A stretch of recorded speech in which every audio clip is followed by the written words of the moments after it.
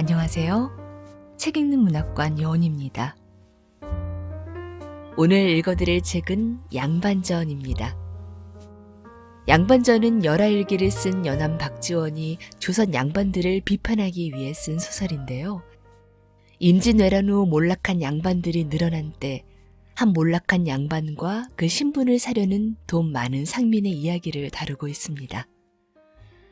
강원도 정선군에 가난한 양반이 살고 있었습니다. 그는 해마다 관청에 환곡을 구워다 먹지만 그 빚을 갚을 능력이 없어 어려움에 처했는데요. 같은 마을에 살고 있는 부자 평민이 양반의 관곡을 대신 갚아주고 양반 신분을 사려고 하죠. 가난한 양반 집에 들렀다가 이 사실을 알게 된 군수는 이 거래에 관한 양반 문서를 만들게 되는데요. 그 내용이 기가 막힙니다. 손에 돈을 만지지도 말고 더워도 버선을 벗지 말고 밥을 먹을 때 상투를 틀지 않은 채로 밥상에 앉지도 말고 물을 후루룩 마시지 말라와 같은 체면과 거칠에만 중요시하는 양반의 모습들을 나열하는가 하면 평민들에게 횡포를 부리고 부당하게 특권을 누리는 양반의 부도덕한 모습들도 풍자하고 있는데요. 결국 평민은 양반이 되지 않겠다며 자리를 박차고 나가버리죠. 분홍의 등장과 관료 사회의 부정, 몰락 양반의 비참한 모습과 같은 조선 후기의 역사적 상황이 작가의 간결한 필치로 잘 그려진 작품인데요. 아주 짧은 소설이지만 중간중간 교묘하고 익살스러운 표현들이 재미있습니다. 자, 그럼 양반전, 여운의 목소리로 들어보시죠. 구독과 좋아요, 알림 설정으로 함께 해주세요.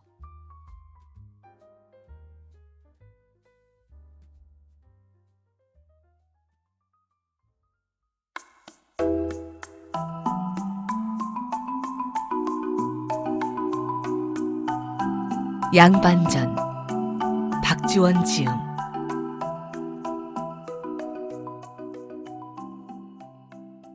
양반이란 사족을 높여서 부르는 말이다. 강원도 정선고을에 한 양반이 살고 있었다.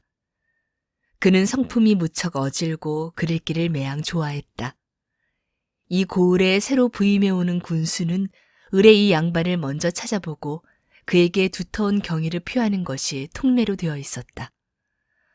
그러나 워낙 집이 가난해서 관곡을 구워 먹은 것이 여러 해 동안에 천석이나 되었다.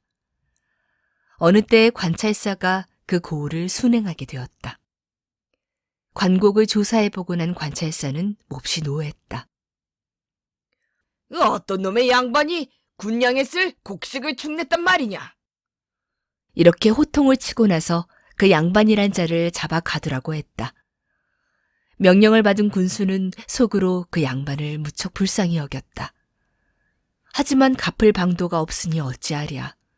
차마 잡아다가 가둘 수도 없고 상사의 명령에 복종하지 않을 수도 없어 일은 매우 딱하게 되었다. 이 지경에 이른 양반은 밤낮으로 울기만 할 뿐 아무런 대책도 세울 수 없었다. 그 아내가 남편에게 푸념을 했다.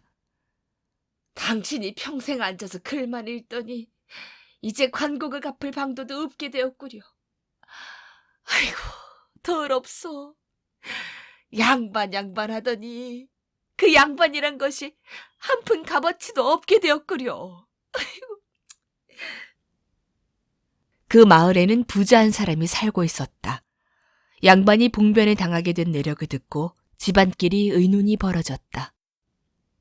양반이란 아무리 가난해도 항상 존귀하고 영화스러운 것.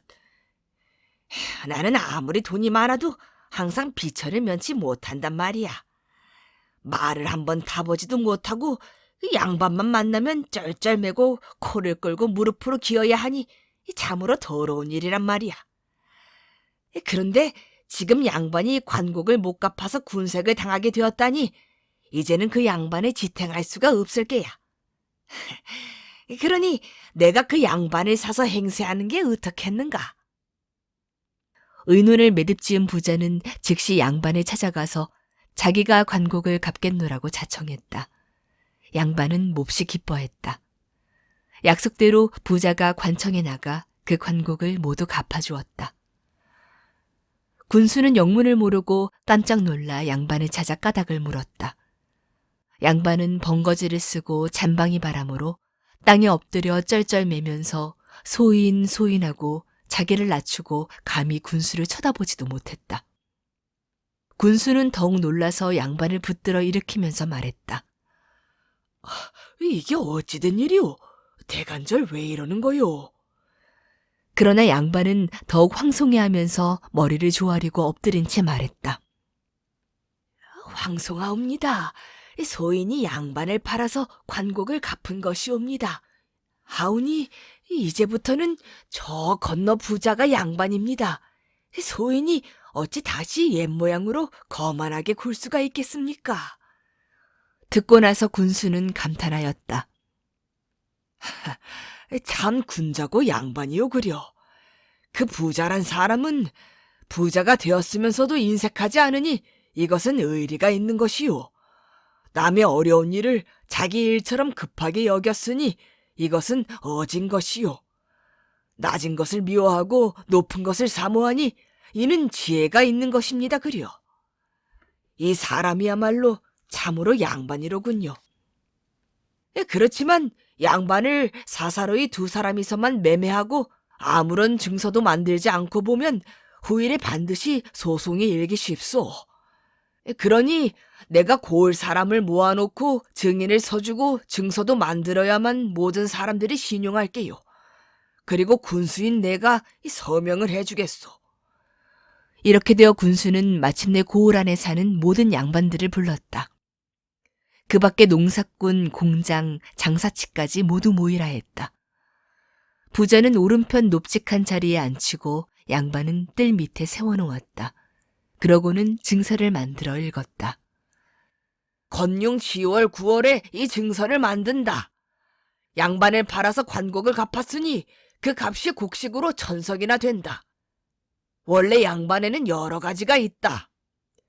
글만 읽는 것은 선비요. 정치에 종사하면 대부라 하고 덕이 있는 자는 군자라고 한다. 무반은 서쪽에 서고 문반은 동쪽에 선다. 그래서 이것을 양반이라고 한다. 이 중에서 너는 마음대로 고르면 된다. 절대로 비루한 일은 하지 말아야 하고 옛사람을 본받아 그 뜻을 숭상해야 할 것이다. 새벽 5경이면 일어나 촛불을 두두고 앉아서 눈으로는 코끝을 내려다보고 무릎을 꿇어 발꿈치는 궁둥이를 받친다. 동네 박이를 마치 얼음 위에 박을 굴리듯이 술술 외워야 한다. 배가 고픈 것을 참고 추운 것도 견디어내며 입으로 가난하단 말을 하지 않는다. 할 일 없어 앉아있을 때에는 이를 마주 부딪히면서 뒤통수를 주먹으로 두드리고 작은 기침에 입맛을 다신다. 소매자락으로 관을 씻을 때 주먹을 쥐고 문지르지 말며 양치질을 해서 냄새가 나지 않게 한다. 긴 목소리로 종을 부르고 느린 걸음걸이로 신을 끈다. 고문 진보나 당시 부미를 베끼는데 깨알처럼 글씨를 잘게 한 줄에 100자씩 쓴다. 손으로 돈을 만지지 않고 쌀값을 묻는 법이 없다.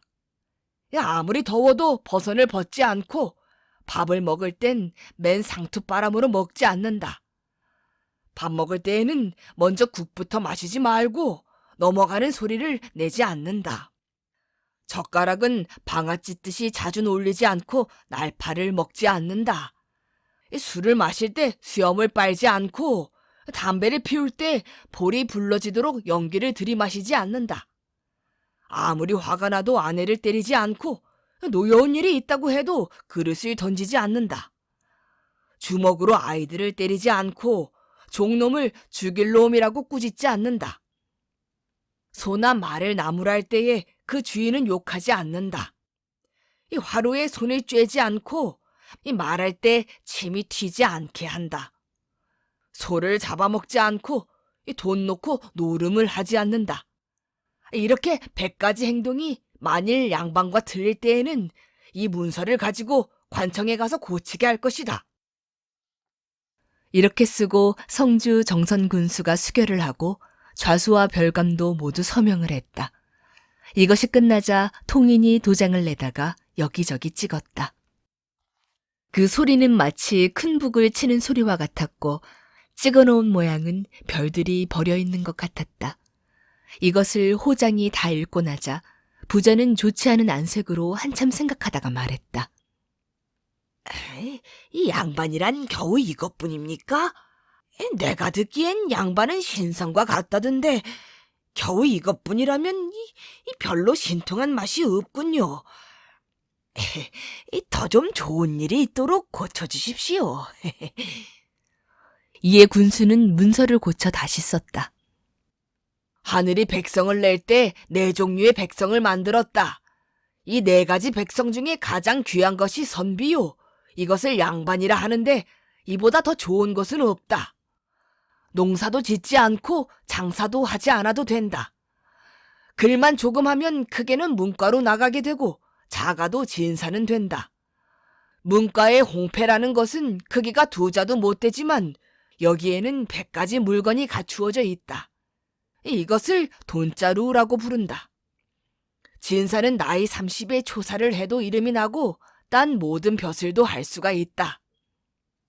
귓머리는 일산 바람에 휘어지고 배는 종놈들의 예하는 소리에 불러진다. 방에는 기생이나 앉혀두고 뜰에 서 있는 나무에는 학을 친다. 이 궁한 선비가 되어 시골에 살아도 자기 마음대로 할 수가 있으니 이웃집 소를 가져다가 자기 밭 먼저 갈고 마을 사람을 불러다가 내 밭 먼저 김매게 한다.